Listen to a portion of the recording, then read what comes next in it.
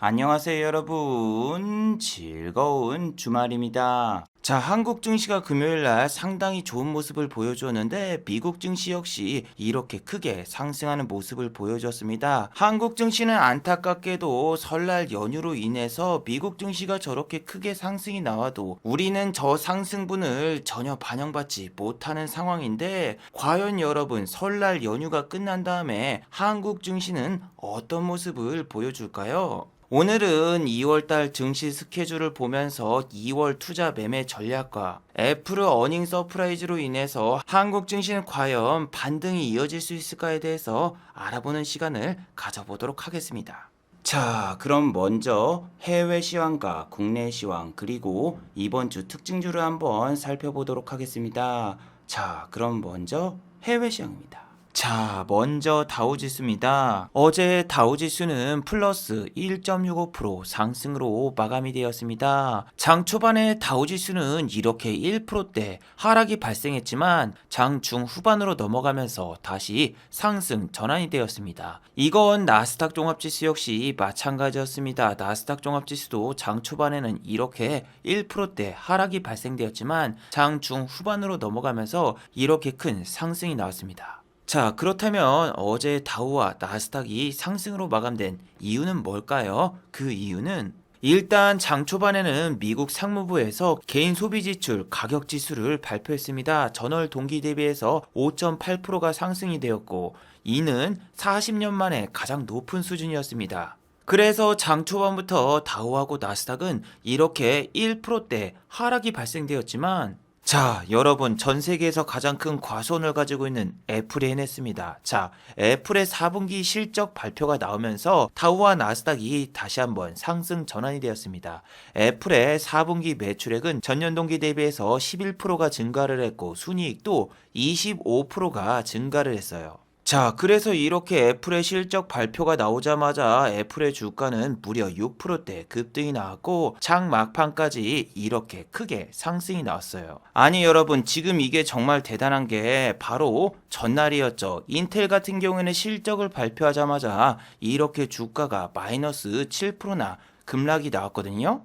그래서 인텔의 주가가 저렇게 내린 걸 보고 인텔의 실적이 안 좋았을까? 기사를 살펴보니까 아닙니다. 실적은 예상치에 부합을 했습니다. 하지만 영업이익이 지난해보다 약간 줄어서 이렇게 대폭락이 나온 거죠. 인텔의 주가가 이렇게 급락이 나온다? 자, 그럼 미국의 필라델피아 반도체 지수 역시 이렇게 급락이 나오죠. 지금은 여러분, 미국의 기업들이 실적을 발표하면 이렇게 막 20%, 막 10%, 7% 이렇게 급락이 나오는 실적 시즌입니다. 특히 한국과 마찬가지로 미국 같은 경우에도 실적 발표 시즌을 노리고 헤지 펀드들이 대규모의 공매도를 쳤습니다. 특히 테슬라 같은 경우는 미국 공매도 순위 1위를 차지하고 있는데 덕분에 헤지 펀드들은 상당히 돈을 많이 벌었습니다. 왜냐하면 테슬라 같은 경우에는 최근에 1200불을 찍고 지금은 800불까지 내려온 상황이기 때문에 여기서 여기까지 차익만 80억을 넘게 거두었다고 뉴스가 나왔고, 넷플릭스 역시 하루 만에 이렇게 20% 이상 급락이 나왔기 때문에 공매도 세력들은 상당히 큰 차익 실현을 얻었죠. 자, 한국 같은 경우에도 지금 외국인 투자자와 기관 투자자의 공매도 러시가 시작되고 있습니다. 대부분의 코스피 코스닥 종목의 공매도 비중이 상당히 많이 늘어났고 하락률만 해도 정말 장난이 아닙니다. 자, 지금은 대형주들이 일주일에 몇 프로 하락이 나오나요? 예, 기본 10%입니다. 왜냐? 코스피 지수가 여러분 일주일 동안 단 하루도 상승이 나오지 않았기 때문이죠. 자, 그리고 중요한 게 지난번 코다리19 바이러스 사태 같은 경우에는 이렇게 단기간에 800포인트 이상이 하락을 했는데 지금은 단기간이 아닙니다. 장기적으로 하루에 1%에서 2%씩 조금씩 하락을 시키면서 고점 대비해서 벌써 코스피는 벌써 700포인트가 순삭당하고 말았죠. 자, 3300에서 2600까지 순식간에 700포인트가 빠졌는데, 자, 빠진 포인트는 2016년도 1월달과 되게 비슷한 모습을 보여주고 있는데 1월달에 빠질 때도 이렇게 단기간에 일주일 동안 크게 조정을 줬고 그 다음에 횡보를 하다가 결국에는 코스피가 1800포인트 근처까지 내려갔던 역사적인 사건이 있는데, 여러분 지금 코스피 차트를 자세히 보세요. 예, 엄청나죠. 2년 동안 쉬지 않고 여기서 여기까지 점프를 했는데 고작 여기밖에 빠지질 않았습니다. 자, 지금 증시 전문가들은 2600을 바닥으로 보시는 전문가들이 상당히 많고 개인 투자자분들도 지금 투매가 나오고 있나요? 1월달 마지막에 이렇게 약간의 매도가 나온 걸 제외하고 개인 투자자분들은 언제나 계속 매수였습니다. 물론 작년 말에는 양도소득세 때문에 잠깐 이렇게 개인 투자자분들의 일탈이 있었지만 계속 증권 전문가들이 코스피 2600이 바닥이래, 이제 바닥이니까 버티면 이기겠구나, 이런 생각 때문에 개인 투자자분들의 투매도 별로 나오고 있지 않아요.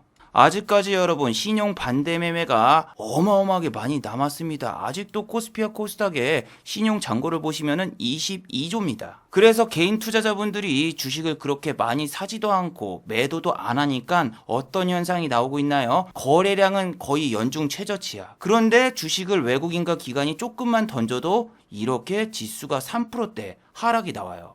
자, 여러분 최근에 기관이 1조, 2조, 3조 이렇게 매도를 했나요? 옵션 만기일 기간을 제외하고 그런 적은 한 번도 없습니다. 이렇게 LG 엔솔 때문에 잠깐 기간이 대량으로 매수한 적이 있지만 평균적으로 매도 수량은 보시면은 1조 원도 넘지도 않고 5천억도 넘지 않아요. 자, 외국인도 보세요. 5천억 이상 매도를 하나요? 이때는 LG에너지 솔루션 때문에 대량 매도가 나왔지만 평균적으로 매도 수량은 5천억 이하예요. 5천억 이하. 그리고 개인 투자자분들이 지금 1조 원 단위로 매수를 하거나 대량 매수가 안 들어온 이유는 뉴스라던가 증권 전문가들이 2600이 바닥이라고 하는데 2600에서 줍줍하면 되겠다. 심지어 개인 투자자분들이 주식을 안 던지는 이유는 이런 게 있습니다. 바로 코다리19 바이러스 사태 때 한 가지 교훈을 얻은 거죠. 자, 지금 네이버 지식인을 비롯한 여러 가지 커뮤니티에 이런 글들이 올라오고 있습니다. 어떤 분이 지금 주식이 마이너스 45%입니다. 이거 어떡하죠? 자, 그래서 많은 사람들이 댓글을 달았는데 대부분 내용은 이런 거예요. 댓글은 이런 글이었습니다. 자, 2020년도 코다리19 때 보셨죠?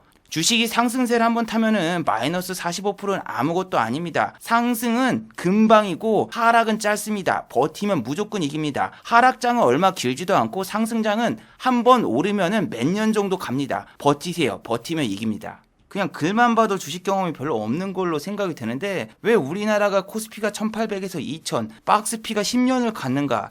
그 이유에 대해서 아마 잘 모르시는 분 같은데 우리나라가 2017년도에 이렇게 상승장이 1년이 갔어요. 그리고 하락장은 2년이 넘었습니다. 그리고 여러분 이때는 공매도 금지 기간이었잖아요. 공매도 금지. 우리나라는 작년에 공매도가 풀렸지 공매도 금지 기간이었어요. 이때까지. 그럼 지금도 공매도 금지하면 다시 지수가 올라가겠네? 네, 그럴 일은 절대 없습니다. 지금 금융당국에서는 상반기 내로 공매도를 완전 정상화, 공매도 완전 재개를 노리고 있어요. 자, 여러분 지금 한국을 보시면은 외국인 자금 이탈 속도가 정말 장난이 아니죠. 외국인 자금이 이렇게 이탈이 심할 경우에는 외환 시장에도 영향을 줘서 환율도 계속 올라갑니다. 현재 환율이 여러분 1200원을 돌파해서 이제는 1210원이에요. 그리고 여러분 이때는 시장 참여자들의 말을 잘 들어준 이유가 뭐예요? 이때 총선이 있었잖아요. 총선. 주식 양도세도 이때 총선 때문에 연기를 시켜줬고 공매도 금지도 이때 시켜줬어요. 그럼 지금은 대선을 눈앞에 두고 있으니까 다시 공매도 금지를 하지 않을까? 그럴 일은 없습니다. 대선 후보들 정책을 보세요. 공매도 폐지는 무책임하다. MSCI 지수에 편입하기 위해서도 공매도 시장을 개방해야 된다라고 주장을 하고 있고 윤석열 씨 같은 경우에는 공직자라서 주식을 해본 적을 없기 때문에 제대로 답변을 못했습니다. 공매도 전면 금지도 안 맞고 전면 허용도 힘들다. 이거는 거의 철수형 대사인데? 그리고 지금은 공매도 금지를 시킬 명분이 없습니다. 왜냐하면 지금 미국의 헤지 펀드들도 대규모의 공매도 러시를 하고 있고 인플레이션이잖아요. 인플레이션. 지금은 테이퍼링을 통한 양적 완화 정책도 축소하고 있는 상황인데 지금은 예전과 완전히 다르기 때문에 이런 댓글은 전혀 맞지 않다라고 생각이 됩니다. 지금 주식이 마이너스 45%면은 본인이 72.5%가 올라와야지 본전이고 만약에 본인이 마이너스 50%다? 그럼 본인 주식이 100%가 올라와야지 본인 본전입니다. 지금 여러분들이 생각을 해보세요. 현대 HMM 이 종목 같은 경우에는 원래 10,000원도 안 하던 주식이 50,000원까지 올라갔어. 근데 지금 20,000원이야. 이 가격이 싸 보입니까? 아직도 거품이 대단합니다. 이 회사가 적자에서 지금 흑자로 돌아왔다고 해도 갈 길이 멀어요. 여러분 HMM은 현대상선입니다. 대북주 테마로 편입이 돼가지고 3,000원짜리 주식이 30만원까지 갔다가 다시 2,000원까지 내려갔던 전설의 작전주 중 하나인데, 주린이 분들은 지금 현대상선이 실적도 잘 나오고 수주도 정말 잘 받고 있는데, 지금 뭐 현대상선이 공매도가 많이 쳐져가지고 주가가 지금 반토막이 났고 이렇게 됐다? 아닙니다. 이 회사가 지금 10년 넘게 계속 적자가 누적되고 계속 적자만 보던 회사였는데 1년 실적 깔짝 냈다고 지금 이렇게 주가가 올라가는 것 자체가 말이 안 되는 이유예요. 지금은 그냥 고점에서 거품이 빠지고 있는 거지. 그런 식으로 따지면 박셀바이오 이 주식은 뭐 2만원 3만원짜리 주식이었어. 근데 지금 주가가 30만원 근처까지 갔다가 이렇게 쑥 빠졌어. 이게 공매도 세력 때문에 이렇게 빠졌나요? 아니죠. 이 회사의 가치는 원래 이 정도 가치가 아니었던 거야. 그리고 이때는 공매도 금지 기간이라서 공매도도 안 됐어. 카카오도 보세요. 주가가 무슨 액면 분할을 했어. 액면 분할을 했는데도 주가가 막 17만 원까지 올라가. 거기다가 중간에 뭐 카카오 게임즈라던가 뭐 카카오뱅크 이런 애들까지 막 상장을 했는데 주가가 안 빠져. 아니 알짜배기 회사를 전부 다 물적 분할을 했는데 이 회사의 주가가 여러분 지금 이게 말이 되나요? 이거 공매도 금지 기간도 아니라 공매도 기간 중에도 이렇게 막 주가가 올랐는데 이건 누가 봐도 거품이잖아요. 지금 5만원대인 시젠. 얘 보시면 주가가 무상증자 해가지고 지금 가격이 저렇지. 얘 거의 30만원까지 갔던 주식입니다. 그런데 얘는 공매도 금지 기간인데도 불구하고 주가가 이만큼 빠졌어. 얘는 당연히 본인 가치가 이 정도밖에 안 되기 때문에 이렇게 다시 내려가는 거지. 여기 뭐 공매도 금지 기간이었는데 공매도 때문에 내렸나요? 아니에요. 우리나라에선 여러분 이 정도 포인트 빠지는 건 아무것도 아니에요. 너무너무나 당연하고 이런 장에 적응을 하고 이런 장에도 수익을 낼 수가 있어야지. 상승장 때처럼 사놓고 가만히 놔두면은 무슨 몇 개월 만에 40% 50% 오르는 증시는 우리나라에서 기대하기 힘들어요. 그래서 이렇게 막 마이너스 45% 40% 이렇게 찍히신 분들 같은 경우에는 진짜 다시 한번 생각을 해봐야 돼요. 2년 전에도 막 주가가 급락이 나오고 종목이 급락이 나왔는데 몇 개월 뒤에 다시 원위치로 돌아왔다. 아니 안 돌아온 종목도 있고 여러분 주가가 이렇게 주구장창 내리는 종목도 많아요. 여러분들이 지금 일주일 넘게 하락하다가 하루 올랐는데 여기가 지금 바닥이겠구나 생각해서 이런 부분에서 공격적으로 매수를 해도 안 되고 어떻게 대응할까를 잘 생각을 하셔야 돼요. 여러분 지금 미국은 금리 인상을 시작도 안 했습니다. 올해 7번 인상을 할지 5번 인상할지도 아직 불명확하며 이렇게 불명확할 때는 증시가 상당히 위아래로 요동이 크게 칩니다. 지금 여러분 명절이 끝나면은 바로 여러분을 기다리고 있는 이벤트가 옵션 만기일 이벤트가 있거든요. 자, 지난번 옵션 만기일주 같은 경우에는 생각보다 큰 변동이 없었습니다. 위아래로 상승과 하락폭이 고작 2%밖에 되질 않으며 그 전이 문제였죠. 옵션 만기일 전주에는 이렇게 5일 동안 계속 하락을 하며 코스피 지수가 하락하는 모습을 보여주었고 특히 이게 여러분 우리나라 증시의 현실이죠. 외국인 투자자가 옵션 만기일에 대량 매수를 하자마자 옵션 만기일이 끝났어. 바로 투매.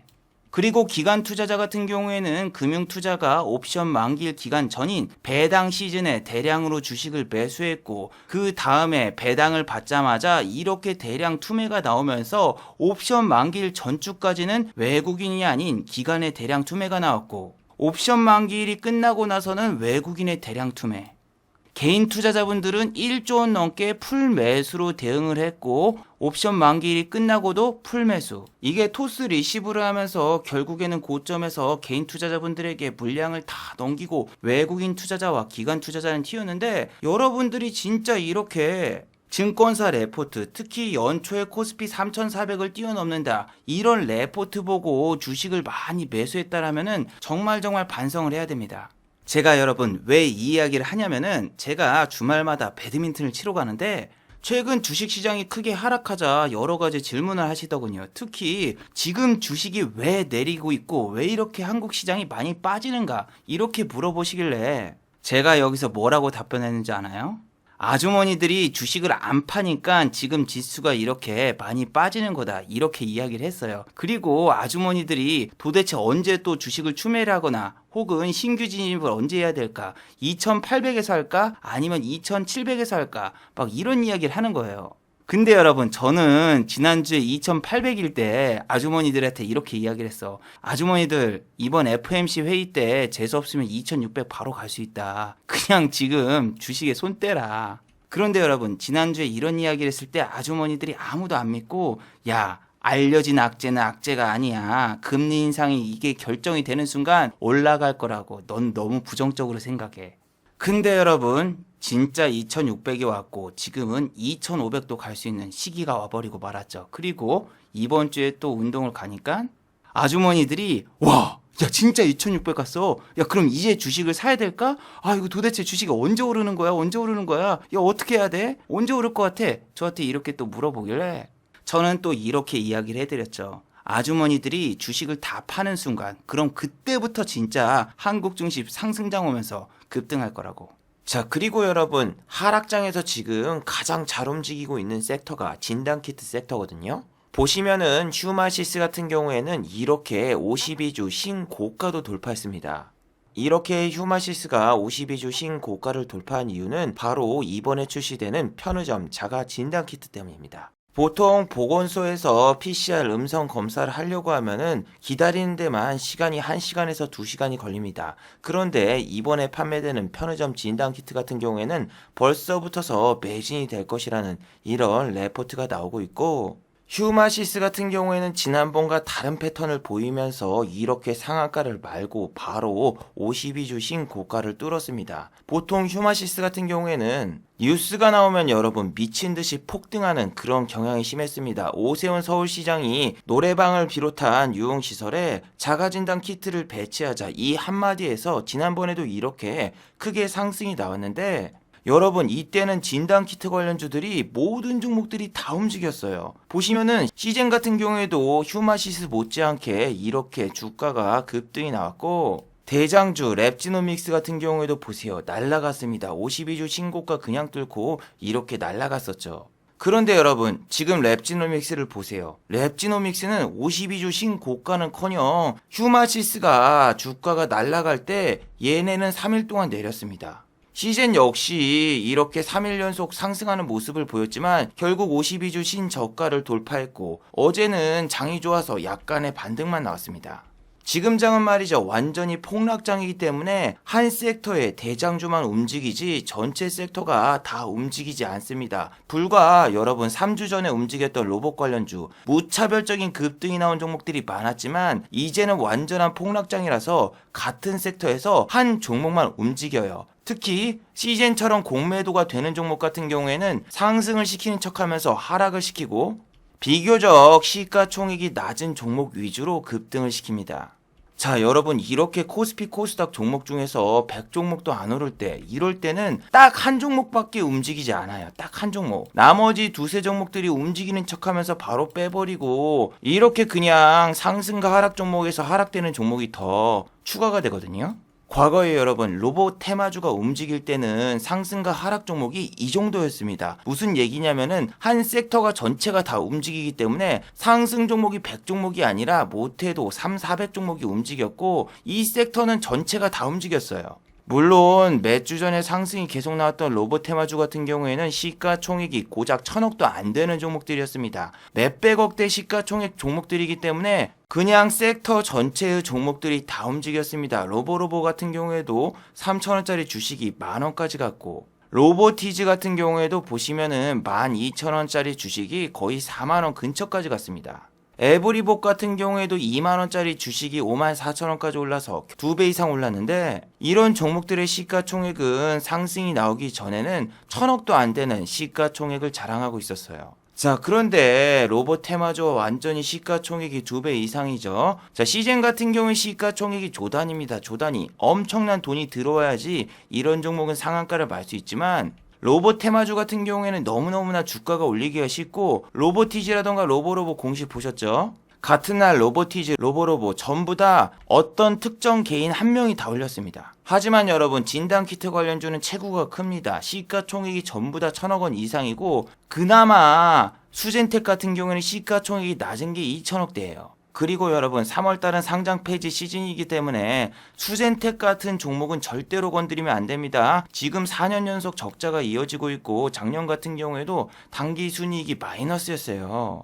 자, 그리고 수젠텍 같은 경우에는 전환사채를 발행해가지고 그 돈 갖다가 파생 상품에 잘못 투자를 해서 이렇게 거래 손실이 발생돼서 그 뒤로 진짜 주가가 미친 듯한 급락이 나왔죠. 65,800원까지 찍었던 수젠텍 같은 경우에는 어디까지 내려갔느냐? 예, 만원까지 내려갔습니다. 만원. 주식이 여러분 지하실 밑에 지하실이 있다라는 게 이런 겁니다. 테마주로 오른 애들 같은 경우에는 주가가 반토막이 나도 절대 싼 가격이 아니에요. 65,000원에서 3만원까지 내려갔으면은 수젠텍이 반토막이 났으니까 반등이 나오겠지? 안 나옵니다. 그리고 어디까지 내려갔습니까? 만원까지 다시 내려갔다가 다시 주가가 3만원까지 회복이 됐어. 그럼 이제 다시 6만원을 갈까? 아닙니다. 수젠텍은 또 적자 실적을 발표하면서 다시 한번 실적 때문에 주가가 만원까지 내려갔죠. 그래서 요즘 같은 폭락장에는 이렇게 휴마시스 한 종목만 움직이니까 여러분들이 장이 시작되거나 장 중반에 상승과 하락 종목을 보고 이렇게 상승과 하락 종목이 양념반 치킨반처럼 반 정도 됐을 때는 이 섹터 전체가 어느 정도 가겠구나 이렇게 생각하셔도 되지만 이렇게 상승 종목이 100종목도 없는 이런 날에는 한 종목만 움직이고 나머지 종목은 내리겠지. 대장주를 찾아서 대장주만 꼭 매매를 하셔야 돼요. 물론 지금은 폭락장이기 때문에 매매를 하는 것보다 관망이 제일로 좋은데 여러분 지금 같은 경우에는 이전 장과 다릅니다. 그냥 단순히 주가가 조정이 오는 게 아니라 원자재를 비롯한 환율 시장이 요동을 치고 있잖아요. 자, 환율이 벌써 1210원까지 왔고 유가 같은 경우에는 90불을 향해 달려가고 있고 천연가스 같은 경우에는 어제 무려 9%가 급등이 나왔습니다. 자, 여러분 환율만 상승할 경우에는 수출 위주의 기업들의 실적이 아주 좋게 나올 수가 있죠. 하지만 원자재 플러스 환율이 같이 오른다? 그러면은 당연히 경제적인 타격도 우리나라는 입을 수밖에 없고 수출 위주의 기업들도 결국에는 원자재 자체를 수입해서 완성차처럼 완제품을 만들기 때문에 제품 가격도 상승하고 수출량도 줄어들 수밖에 없습니다. 벌써 여러분 우리나라 같은 경우에는 무역 수지 적자가 2달째 이어지고 있습니다. 이런 경우에는 보통 한국의 GDP 경제 성장률이 낮게 나오거나 혹은 마이너스를 찍을 수 있으며 원자재와 환율이 같이 올랐을 때 타격을 가장 크게 받는 업종 바로 항공주죠. 자, 항공주들 같은 경우에는 최근에 적자가 지속되고 있고 유상증자와 감자 역시 계속 진행되고 있는데 LCC 항공사들 같은 경우에는 3월 고용지원금까지 끊기기 때문에 파산하는 회사가 나올 수도 있습니다.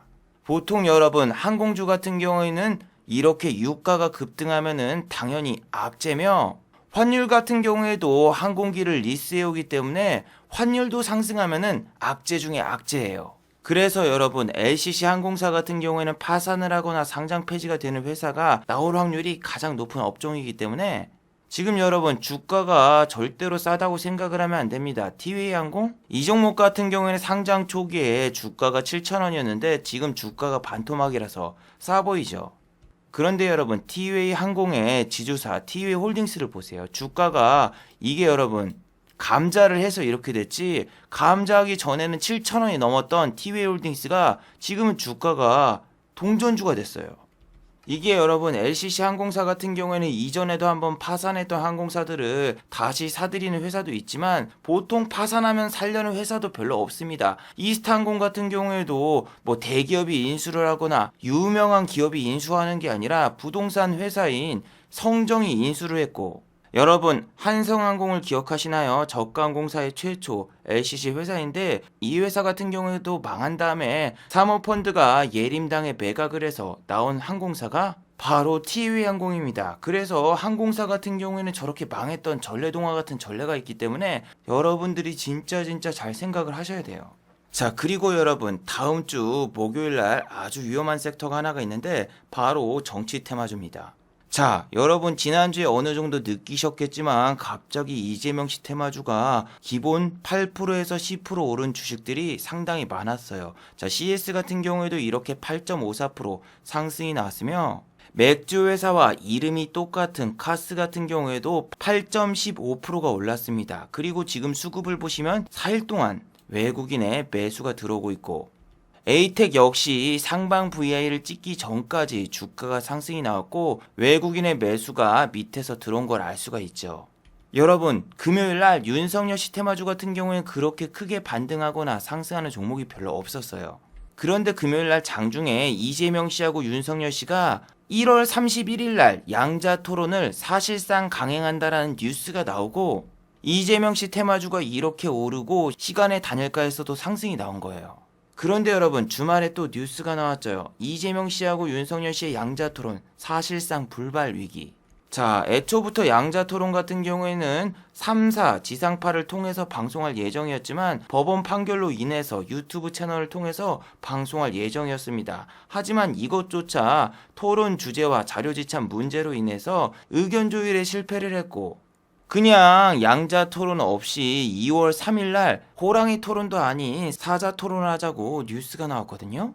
그런데 여러분, 중요한 거는 2월 3일 같은 경우에는 무슨 날입니까? 예, 목요일. 장이 이미 열려버렸어요. 우리는 1월 30일 날 양자 토론을 하고 윤석열 씨하고 이재명 씨가 티격태격 싸우면은 이재명 씨의 지지율이 어느 정도 올라가지 않을까, 이런 기대감 때문에 지금 세력들이 이재명 씨 테마주를 저렇게 10% 가까이 올린 거거든요. 그런데 양자 토론이 불발이 됐으니까 이런 동신건설을 비롯한 이재명 씨 테마주 같은 경우에는 아침부터서 잠깐 띄워놓고 급락이 나올 수도 있습니다.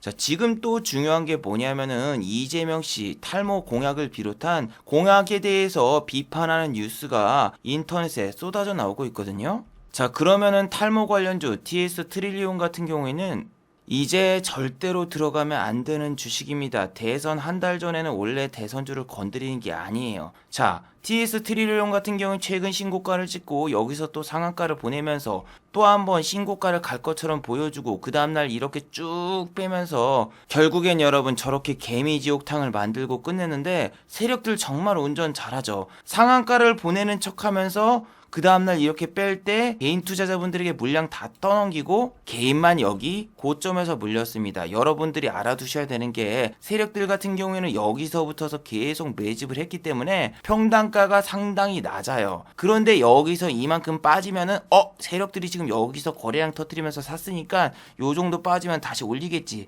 생각하고 차트 매매하면서 이런 데서 사는데 사면 어떻게 된다? 예, 그냥 다이아드 밑으로 다이빙합니다. 자, 그리고 여러분 지난주 금요일날 SK 하이닉스 같은 경우에는 6% 가까이 반등이 나왔거든요. 그런데 여러분 SK 하이닉스 같은 경우에는 지난번에도 보셨겠지만 이렇게 한 5일 정도 내리면은 갑자기 2, 3%쭉 하고 반등 나오고 다시 가는 척하고 또 빼고 또 반등 세게 나오고 그 다음날 또 빼고 이런 계단식 하락 패턴을 보여줬는데 애플 같은 경우에도 이렇게 내리다가 갑자기 6% 가까이 쐈죠. 근데 애플도 여기서 V자 반등이 나오기보다는 데드캣 바운스처럼 여기서 잠깐 올렸다가 올리는 척했다가 나중에 이렇게 쑥 내려가는 전형적인 데드캣 바운스가 나올 수 있다라고 보고 하이닉스 같은 경우에는 악재 뉴스도 나왔죠. 디램 가격 하락 측에 전월 대비해서 8%가 내렸다. 일단 만약에 내일 장이 열렸다라면은 애플이라던가 혹은 미국의 다우와 나스닥이 급등했으니까 아침부터 우리 증시도 조금 반등이 나오는 모습을 보여줄 수가 있는데 우리는 명절이라서 수요일날 장이 열리죠. 미국 증시가 저렇게 착 급등이 나왔을 때 한국 증시도 월요일날 장이 열렸어야 되는데 안타깝게도 우린 장이 안 열렸는데 미국이 여러분 이렇게 지금 반등이 세게 나온 게 중요한 게 아니라 미국 증시가 재수 없으면은 3일 내내 이런 데까지 내려가면서 지난번 여기 저점을 깨버리잖아요. 그럼 우리는 목요일날 장 개장하자마자 코스피 2600 굿바이, 코스피 2500 터치하러 갑니다. 그래도 희망적인 것은 다우가 지금 보시면은 밑에 꼬리는 길게 달았지만 점점 저점을 올리면서 위로 올라왔고 아직까지 지난번 여기 고점은 못 뚫은 모습을 보여주고 있는데 월요일날 만약에 또 여기서 다우가 반등이 나오고 그리고 화요일날은 보합, 그 다음에 수요일날 여기서 조금만 올라주면은 일단은 이렇게 많이 올라왔으니까 우리는 이 상승분을 반영받으러 가야 되겠고 이런 경우에는 코스피는 명절 연휴가 끝나면은 2700을 터치하러 갈 수 있는 기적적인 시나리오도 나올 수가 있죠. 저는 여러분 어제 영상에서도 보여드렸지만 현재 1200만원 정도 주식을 들고 있는 상황이에요. 최대한 어떻게든 증시를 긍정적으로 보려고 하고 있는데 미국 애널리스트들도 오늘 나온 거는 기술적인 반등이고 다음 주에 실적을 발표하는 회사들이 그렇게 실적이 좋지 않을 거라고 예측하는 기사들도 상당히 많이 나와 있습니다. 왜냐하면 여러분, 다음 주에 실적을 발표하는 미국 기업 중에서 엑슨모빌이 있거든요. 엑슨모빌 같은 경우에는 여러분 유가 관련주인데 바로 금요일 날 미국의 유가 관련주 쉐브론이 실적을 발표한 다음에 이렇게 주가가 마이너스 3.52% 하락으로 마감이 되었거든요. 그럼 여러분, 엑슨모빌도 주가가 같이 내릴 거고 GM이라던가 포드 같은 경우에는 반도체 칩 부족 현상으로 인해서 실적이 안 나올 걸로 예상이 되기 때문에 다음 주에 미국 증시가 상당히 불안할 것으로 예상이 되고 있는데, 뭐 알파벳이라던가 혹은 아마존 이런 애들이 좀 실적이 좋게 나와서 막 이렇게 급등이 나와서 미국 증시가 좀 크게 상승이 나와줬으면 하는 개인적인 바람이 있네요. 자, 마지막으로 한번 정리해 보도록 하겠습니다. 1번, 애플이 6% 급등이 나왔습니다. 자, 애플이 주가가 6% 급등이 나왔으면은 원래대로라면은 월요일 장이 열리고 LG전자를 비롯한 애플카 관련주들이 급등이 나올 수 있지만 아쉽게도 우리 장은 휴장입니다. 애플이 월요일부터 수요일까지 조정을 줘서 6% 상승분을 모두 다 반납하고 만다면은 우리는 여러분 목요일날 장이 개장돼도 애플의 어닝 서프라이즈 효과를 전혀 반영받지 못할 가능성이 높으니 꼭 주의하시기 바랍니다. 자, 두 번째, 4일 미국의 고용지표를 주목하도록 하죠. 2월 4일에는 미국의 고용지표가 발표가 됩니다. 미국의 고용지표가 잘 나오면은 미국 증시도 반등이 이어질 수 있겠지만 미국의 고용지표가 부진한 모습을 보여준다라면은 또 한 번 미국 증시는 크게 흔들릴 수 있으니 꼭 주의하시길 바랍니다. 자, 유튜브 광고도 끝까지 시청해 주시면은 정말로 고맙겠고 좋아요와 구독하기도 많이 눌러 주시면은 정말로 고맙겠습니다. 아, 그리고 또 어제 생방송 전에 저를 후원해 주신 정말 고마운 분들이 계셨네요. 네, 제 유튜브 영상 밑에 있는 투네이션 후원하기 버튼을 눌러 주시면은 저를 후원해 주실 수 있는데, 김순범님 후원 10,000원 정말 감사드립니다. 자, 다들 수고하셨고 즐거운 주말 되시기 바랍니다. 다들 수고하셨습니다.